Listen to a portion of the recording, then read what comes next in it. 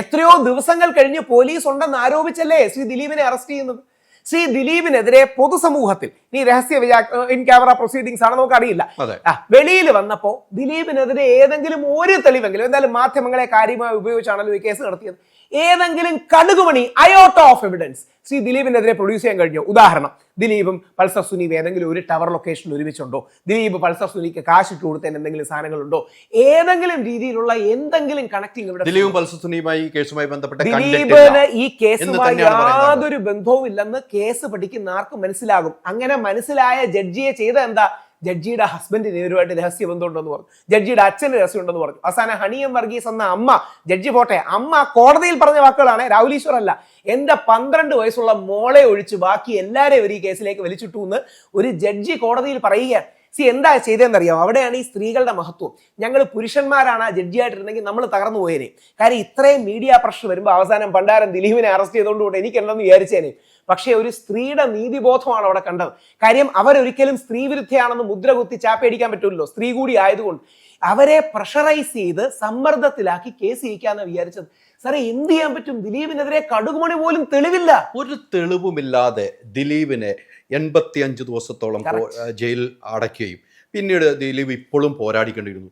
ഒരു കാര്യം ചോദിക്കാം, ദിലീപ് ഒരു വരി കൂടെ ആഡ് ചെയ്തോട്ടെ, കറക്റ്റ് ആയിരിക്കും.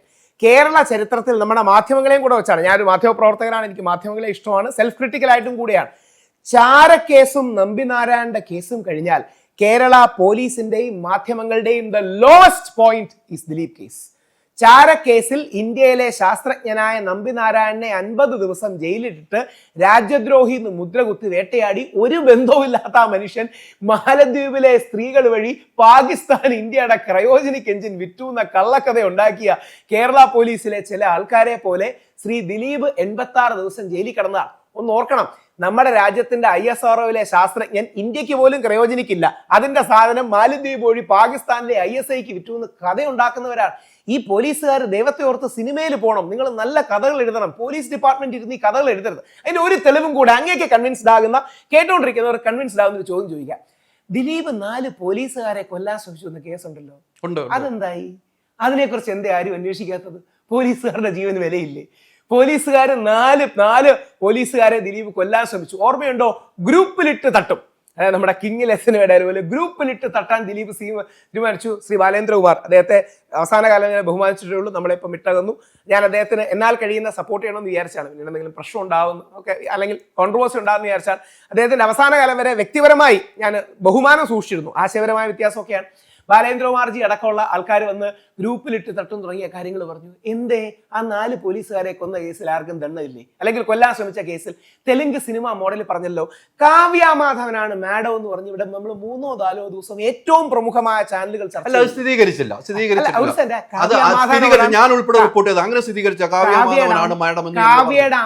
കാവ്യാമാധവനാണോ മാഡം എന്ന് ക്വസ്റ്റ്യൻ മാർക്ക് ഇട്ടാതിയല്ലോ. എന്നിട്ട് പറഞ്ഞാൽ മതി കാവ്യാമാധവനാണെന്ന് ക്വസ്റ്റ്യൻ മാർക്ക് ഇട്ട് എന്ന് പറഞ്ഞാൽ എന്താ?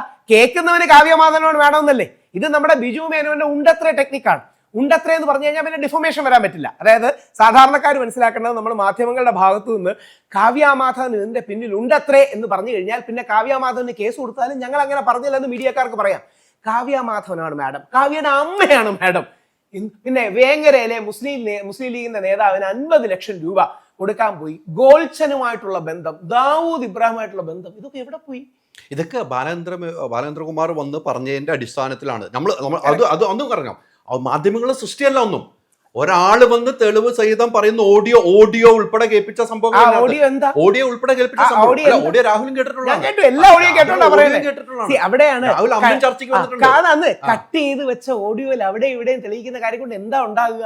ദിലീപിന്റെ ഓഡിയോ തന്നെയാണെന്ന് തെളിഞ്ഞല്ലോ. ദിലീപിന്റെ ഓഡിയോ ആയിക്കോട്ടെ, ദിലീപ് പറഞ്ഞതാണല്ലോ. ദിലീപിന്റെ ഓഡിയോ എന്താ പ്രശ്നം? പറഞ്ഞ കാര്യം അതിന്റെ അർത്ഥം വേണ്ടേ? ഇവനെയൊക്കെ കൊണ്ട് സഹി കെട്ടു എന്ന് ദിലീപ് പറഞ്ഞ ദിലീപ് കൊല്ലാൻ ശ്രമിച്ചു എന്നാണോ? ദിലീപ് പറഞ്ഞ കാര്യങ്ങൾ ടെസ്റ്റ് ചെയ്തു ചിത്രാഞ്ജലി സ്റ്റുഡിയോയിൽ. ദിലീപിന്റെ ആണ് സാർ, സംശയമില്ല. പക്ഷേ അല്ല, എന്നാ ദിലീപിന്റെ അടർത്തിയെടുത്താന്ന് പറഞ്ഞു. അല്ല, അടർത്തിയെടുത്തത് കട്ട് ചെയ്തതാണ്. ഇത് സ്ലൈസഡ് ആൻഡ് കട്ടാണ്. ഞാൻ ഒരു സെക്കൻഡ് തെളിവായിട്ട് പറയാം. ബാലേന്ദ്രകുമാർ ദിലീപിനെതിരെ കൊടുത്ത ക്ലിപ്പിന്റെ ദൈർഘ്യം ഓർമ്മയുണ്ടോ? 40 സെക്കൻഡ്. ദിലീപ് ബാലേന്ദ്രകുമാർ, അതായത് ദിലീപ് ബാലേന്ദ്രകുമാറിന്റെ ക്ലിപ്പ് കൊടുത്തു. അതിന്റെ ദൈർഘ്യം 2 മിനിറ്റ് 40 സെക്കൻഡ് എന്ന് പറഞ്ഞാൽ ഫുൾ കൊടുത്തു. 40 സെക്കൻഡ് ആയിട്ട് ആരും അവരോട് സംസാരിക്കില്ലല്ലോ. അതുകൊണ്ട് സൗകര്യമുള്ള സ്ഥലങ്ങളിൽ കട്ട് ചെയ്തെടുത്ത് കൊടുത്ത് ഒരു നറേറ്റീവ് ഉണ്ടാക്കുകയാണ്. നേരെ മറിച്ച് ദിലീപിനോട് ബാലേന്ദ്രകുമാർ കാശ് ചോദിച്ചു, അദ്ദേഹത്തിന്റെ സിനിമയുടെ കാര്യത്തിന് കടം നിൽക്കാവോ, ഒന്ന് വിളിച്ച് പറയാമോ എന്ന് ചോദിച്ചു. ദിലീപ് ഫുൾ കോൺവെർസേഷൻ കൊടുത്തു. ബാലേന്ദ്രകുമാർ ഏത് ഫുൾ കോൺവെർസേഷനാണ് കൊടുത്തത്? അപ്പം വളരെ വിദഗ്ധമായി ദിലീപിനെ കരിവാരത്തേക്കാണ്. ആ അതിജീവിതയോട് തീർച്ചയായും ബഹുമാനമാണ്. പക്ഷെ അതിജീവിതയും ഓർക്കേണ്ടത് ശ്രീ ദിലീപ് കാരണം ഏറ്റവും സിനിമയിൽ മികച്ച റോളുകൾ കിട്ടിയ ശ്രീ ദിലീപിന്റെ ഒരു കാലത്ത് പല നമ്മൾ സ്പ്ലിറ്റ് ആയി നമുക്കെല്ലാം അറിയാം, പല കാര്യങ്ങൾ കൊണ്ട് നമുക്ക് എല്ലാവർക്കും റീസൺസ് എന്താണെന്നൊക്കെ അറിയാം. ആ വ്യക്തിക്ക് ദൗർഭാഗ്യകരമായി അവർക്കിടയിൽ ഒരു വിടവുണ്ടായി. അതിനെ ചില ആൾക്കാർ ദുരുപയോഗം ചെയ്ത് ദിലീപിനെതിരെ അവരെ തിരിച്ചതാണോ എന്ന് ആ കലാകാരി കൂടി ആ അഭിനേത്രി കൂടി ഒന്ന് ചിന്തിക്കുന്നത് നന്നായിരിക്കും. അനുഭവങ്ങളില്ലാതെ കലാകാരി അങ്ങനെ വരില്ല. അല്ല, അവർക്ക് എങ്ങനെ അറിയാം ദിലീപാണ്? ഞാൻ ഒരേ ചോദ്യം, അവർക്ക് എങ്ങനെ അറിയാം ദിലീപാണ്? രാഹുൽ എങ്ങനെ ദിലീപ് അല്ല? അല്ല, അതാണ് കോടതി പറയട്ടെ. കോടതി പറഞ്ഞതിന് ശേഷം രാഹുൽ അങ്ങനെ പറയാവുള്ളൂ. രാഹുൽ പറയാവുള്ളൂ ദിലീപ് അല്ല കുറ്റക്കാരെന്ന് കോടതി പറഞ്ഞ ശേഷം രാഹുൽ പറയൂ. സംശയമില്ല. അപ്പോൾ നമ്മൾ പറയാം ഇന്നസെന്റ് അണ്ടിൽ പ്രൂവ് ഗിൽറ്റി എന്ന് വേണമെങ്കിൽ എനിക്ക് പറയാം. പക്ഷെ ഞാൻ അത് പറയുന്നില്ല. അതായത് നമ്മുടെ നിയമ സംവിധാനം വെച്ച് ഒരാൾ നിഷ്കളങ്കനാണ്, തെറ്റാണ് തെളിയിക്കപ്പെടുന്നവരെ ആ വാദഗതി ഞാൻ പറയുന്നില്ല. പക്ഷെ ഏക റിക്വസ്റ്റ് ആ കലാകാരി അടക്കം ആ അഭിനേതാവരുടെ അവരുടെ അവസാന സിനിമ ഞാൻ അവസാനമല്ല തൊട്ടും ഇറങ്ങിയ ശ്രീ രാജേഷ്, ഇംഗ്ലണ്ടിലെ രാജേഷ് എടുത്ത എൻ്റെ ഉപ്പാപ്പയ്ക്കൊരു ആന ഉണ്ടായിരുന്നു സിനിമ, നല്ല ഗംഭീരമായ സിനിമയാണ്. ഞാൻ അത് പോയി കാണുകയൊക്കെ ചെയ്തിരുന്നു. അവർ ഇനിയും കൂടുതൽ വരണം. പക്ഷേ ശ്രീ ദിലീപിനെ ഞാൻ ആകെ 2-3 പ്രാവശ്യം മുമ്പ് കണ്ടിട്ടുള്ളൂ ശ്രീ ദിലീപിനെ. അതായത് വ്യക്തിപരമായിട്ട് അറിയാൻ പോകുമ്പോൾ എന്റെ ഇക്കാക്കൊരു പ്രേമം ഉണ്ടായിരുന്നു. സോറി, എന്റെ ഉപ്പാപ്പയ്ക്ക് എന്റെ ഇക്കാക്കൊരു പ്രേമം ഉണ്ടായിരുന്നു. അപ്പോൾ നല്ല സിനിമയാണ്, രസമുള്ള ഒരു ക്യൂട്ട് ലവ് സ്റ്റോറിയും ഷറഫുദ്ദീനും ഒക്കെ ഉള്ള നല്ല സിനിമയായിരുന്നു. ഞാൻ രാജേഷ് അതിന് ശേഷം വിളിച്ച് പറയുകയും ചെയ്തു. അപ്പോൾ ഏക കാര്യം, ആണിന് ഒരു വീക്ക്നെസ് കിട്ടിയാൽ അവിടെ കാത്തിരിക്കുന്ന ഒരുപാട് പേരുണ്ട്. അത് നമുക്ക് വിജയബാബുവിന്റെ കേസിൽ കണ്ടു, നിവിൻ പോളിയുടെ കേസിൽ കണ്ടു, സിദ്ദിഖിന്റെ കേസ് ഞാൻ വളരെ ലഘുവായി ചോദിക്കാം. ഫൈനൽ വിധിയൊന്നും വന്നില്ല. പക്ഷേ സുപ്രീം കോടതിയുടെ അപ്രോച്ച് സിദ്ദിഖിന് അനുകൂലമാണല്ലോ, സംശയമില്ല. ആദ്യം ഫേസ്ബുക്കിലൂടെ ഒരു വ്യക്തി വന്ന് 11 പേർക്കെതിരെ ആരോപണം ഉന്നയിക്കുന്നു. രണ്ടാമത് വന്ന് പറയുന്നു ഈ വ്യക്തി എന്നെ വെർബലി അബ്യൂസ് ചെയ്തു, വാക്കുകൾ കൊണ്ട് അബ്യൂസ് ചെയ്തു. മൂന്നാമത് പറയുന്നു നിള തിയേറ്ററിൽ വെച്ച് സെക്ഷുവൽ ഫേവർ ചോദിച്ചു, പെട്ടെന്നൊരു ദിവസം റേപ്പ് ചെയ്തു. എന്നിട്ട് ഭയങ്കര തെളിവായിട്ട് പറയുന്നത് എന്താണ്?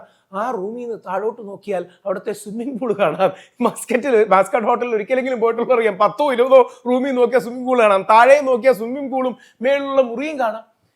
ഇതിനൊന്നും അതുകൊണ്ട് സംഭവിക്കുന്ന എന്താണെന്നും കൂടെ സിദ്ദിഖിന് അമ്മയുടെ സ്ഥാനം രാജിവെക്കേണ്ടി വന്നു.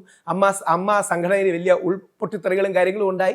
സിദ്ദിഖിന് ഏറ്റവും കുറവ്, ഞാൻ വ്യക്തിപരമായി സംസാരിച്ചു, ഞാൻ കാശ് ചോദിച്ചില്ല പുള്ളി എങ്ങനെ എടുക്കുമെന്ന്. അതായത് കാശെന്ന് പറഞ്ഞാൽ പുള്ളി സുപ്രീം കോടതിയിൽ എത്ര കാശ് ചിലവാക്കിയെന്ന് ഞാൻ ചോദിച്ചില്ല. പുള്ളിക്ക് എങ്ങനെ ഒരു വിഷമം ഉണ്ടാവുമെന്ന് എനിക്കറിയില്ല. ഏറ്റവും കുറവ് ശ്രീ സിദ്ദിഖിന് 40 ലക്ഷം രൂപയായി കാണും.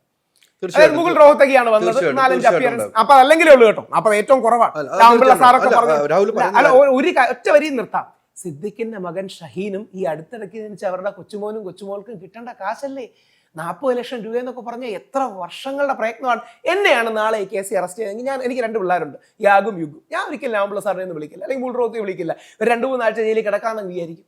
ഈ 40 ലക്ഷം രൂപ എന്റെ ജീവിതത്തിൽ നിന്ന് കളഞ്ഞാലേ ഞാൻ എത്ര വർഷം എടുക്കും എന്റെ മക്കൾക്ക് വേണ്ടി ഉണ്ടാക്കാൻ. അൾട്രാ മോഡേൺ കിച്ചൺ ഡിവൈസസ്, ഒരു കിച്ചണിൽ വേണ്ട എല്ലാ ലേറ്റസ്റ്റ് ബ്രാൻഡുകളും ഇവിടെയുണ്ട്. ലോകോത്തര ബ്രാൻഡുകൾ, original products, wide range. MyG future.